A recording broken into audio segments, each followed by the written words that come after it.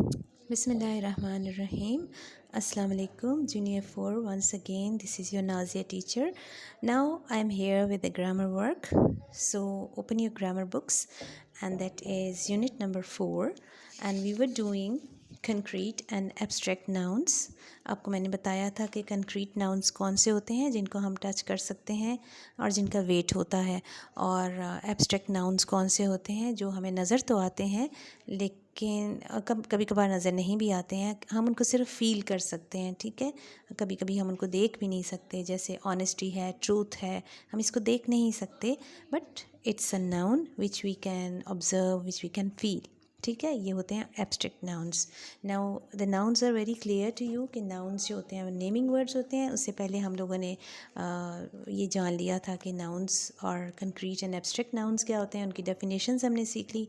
Now today we will do exercise C, which is you can see in the picture given below are nouns naming various things. Which of them are concrete? Circle them. आपने क्या करना है कि सिर्फ इसमें से जो concrete nouns हैं, जो जिनका वज़न होता है और जो हमें नज़र आते हैं, जिनको हम टच कर सकते हैं, उनको आपने सर्कल कर देना है। आप सर्कल हुए नाउन को देख सकते हैं, दैट आर ऑर्नामेंट्स। ऑर्नामेंट्स होती हैं चीज़ें, पुरानी चीज़ें जो नवादरात होती हैं, जो डिफरेंट थिंग्स होती हैं, डेकोरेशन पीसेस होते हैं, या जो भी चीज़ें इसके अंदर शामिल होती हैं जो पुराने ज़माने की चीज़ें होती हैं। सेकंड वाली लाइन में है, सेकंड वाली लाइन में है वेल्थ, मतलब कि दौलत।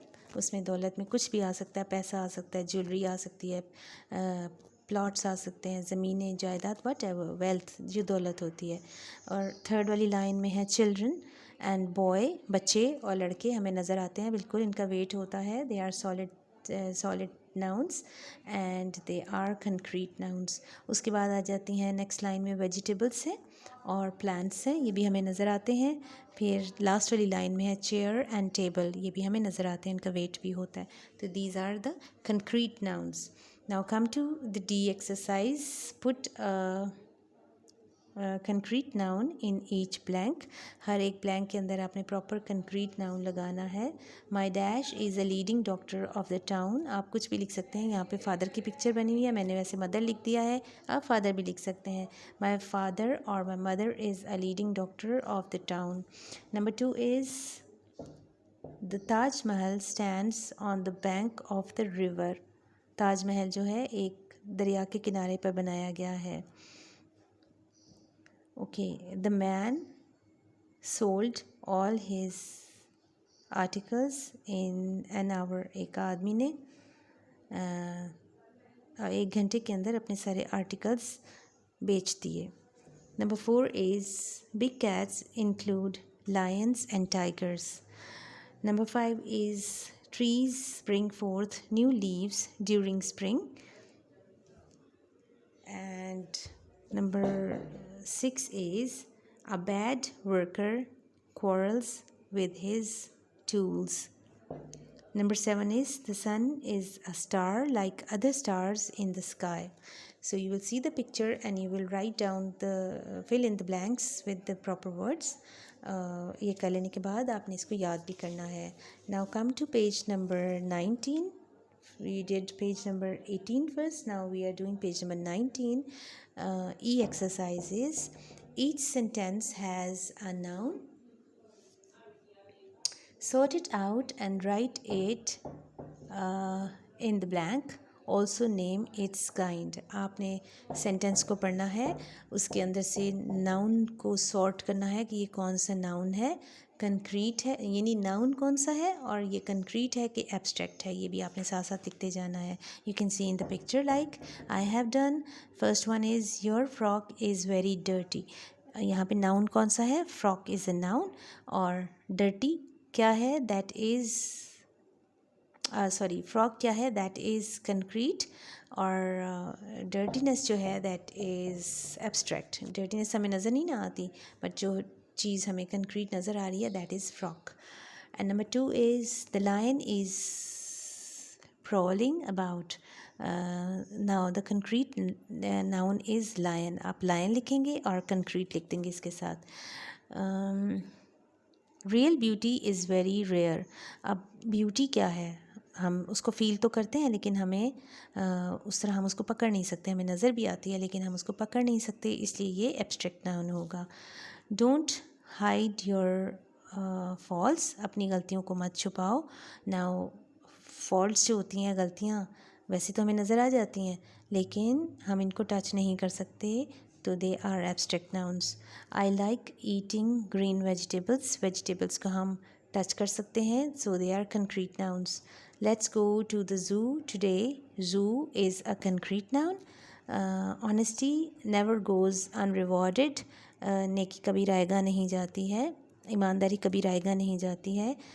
ऑनेस्टी हमें नज़र नहीं आती, होती तो है ज़रूर, हम वैसे तो हम उसको फील कर सकते हैं लेकिन हम उसको पकड़ नहीं सकते, so this is abstract noun. Jokers make all of us laugh, joker हमें हमेशा हंसाते हैं, तो jokers are concrete nouns. And plants are very useful to us, plants जो है वो है concrete noun again. And now we'll do exercise F. Each sentence has two nouns, one concrete and the other one is abstract. Sort them out and write them in their blanks. Blanks के ऊपर आपने लिख देना है कि ये abstract है या concrete है और वो कौन सा है, ठीक है। Now Hitler was a ruthless dictator. अब इसमें जो है हिटलर जो है वो कंक्रीट है क्योंकि वो आदमी था, वो हमें नज़र आता था, और इसमें एब्स्ट्रैक्ट नाउन कौन सा होगा, रूथलेस, उसके वो जालिम था, बहुत जाबिर था, रूथलेस, ठीक है, बदलेहाज किस्म का आदमी। तो जो जुल्म और जबर होता है वो हम फील तो कर सकते हैं लेकिन हमें नज़र उस तरह से आता तो है लेकिन हम उसको टच नहीं कर सकते। Politeness can win even a cruel man, नरमी जो है वो सख्तगीर इंसान को भी नरम कर देती है, उसको जीत लेती है। अब इसमें कंक्रीट नाउन कौन सा है, क्रूअल मैन, ठीक है, मैन जो है वो कंक्रीट है, और एब्स्ट्रैक्ट कौन सा है, उसकी politeness. And I lost my parents in my childhood, मैंने अपने बचपन में ही अपने पेरेंट्स को गवा दिया था। Concrete noun is parents and abstract noun is childhood, बचपना। Mary has a very fair complexion, Mary का कम्प्लेक्शन बहुत गोरा है, Mary is a concrete noun and complexion is the abstract noun. Okay, cleanliness is loved by all people, सफाई हर इंसान को पसंद होती है, people is concrete and abstract जो है वो लव है। Okay, Japan produces large number of cars. Now cars are concrete nouns and produces is the abstract noun, ठीक है। And this is all for today's video, that is page number 18 and 19. You have to do the work in your books and later you will learn it as well. थोड़ा सा आज ज़्यादा मैंने काम इसलिए दिया है कि आगे बहुत सारी छुट्टियां भी आ रही हैं, तो इन छुट्टियों को भी आपने वेस्ट नहीं करना। कंप्लीट योर प्रीवियस वर्क, जब आप स्कूल आएँ इंशाल्लाह ईद के बाद तो आपका सारा काम कंप्लीट होना चाहिए, कॉपीज़ में भी और बुक्स पे भी और इंग्लिश बी का भी, और प्लस कोशिश करिएगा कि सारी लर्निंग भी अपनी कंप्लीट करके आएँ, क्योंकि जब आप आएंगे तो डेफ़िनेटली फिर हमने आपके टेस्ट शुरू कर देने हैं, ठीक है। रिविजन्स करवाएंगे थोड़ा टाइम, उसके बाद टेस्ट हो जाएंगे आपके। तो till then take care of yourselves and your families, have a very happy and blessed time. अपना बहुत सारा ख्याल रखिएगा। अल्लाह हाफिज़।